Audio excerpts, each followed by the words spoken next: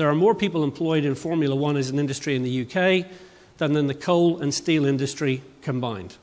My job is to give you an alternate view of client centricity in a very different industry. I remember when Red Bull arrived in Formula One with this disgusting drink. He said if a quarter of the world's population buys 6 to 8 cans a week, he said the fact that 2 out of 4 of them hate it, I don't care.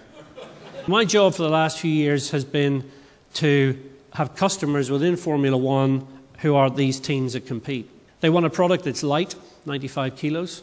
They want a product that's powerful, 800 brake horsepower. They want a product that has a small capacity, 2,400 cc, fuel efficient, 5 miles to the gallon. For me as a supplier to customers within the Formula One industry, I have to be client-centric. I have to understand exactly what they're looking for. I have to get what it is that they want, and I have to respond to that. And I have to watch the trends for their industry, for their businesses, and for their customers. Because their customers will be demanding of them, and they will therefore be demanding of us. It's a big circle. So we woke up one morning in Formula One and read that the European Union was going to ban tobacco advertising and sponsorship.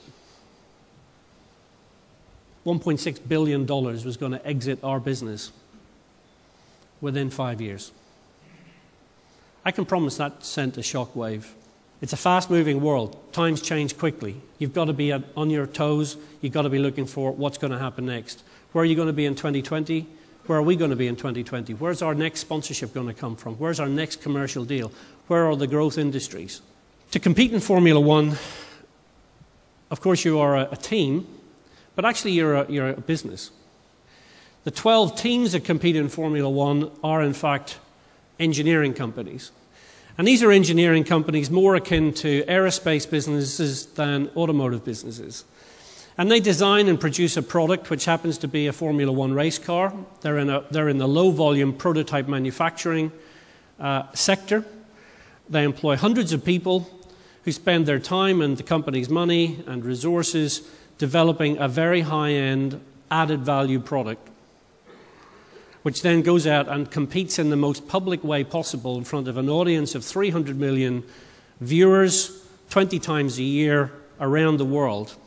And those engineering companies, whether it's Ferrari at the front of the grid or McLaren, or whether it's a small team like the Hispania team at the back of the grid, those 12 companies are all competing in the same marketplace to try and win on a Sunday so that they can win as a business Monday to Friday. He was the first black driver in Formula One. He arrived looking super cool, super fit, super talented. He nearly won the World Championship in his first season. People were astonished. They said he would be the Tiger Woods of Formula One. Fortunately, he's a better driver. McLaren are the most customer-successful business in Formula One. What do you notice Lewis Hamilton does when he wins a Grand Prix, or Jenson Button?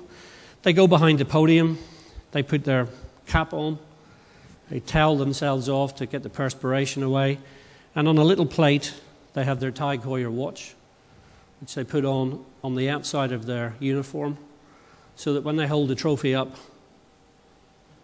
the boss of Tag Heuer in Switzerland is a happy customer. That's attention to detail. That's delivering for the customer. It's a people business, and it's a customer-focused business.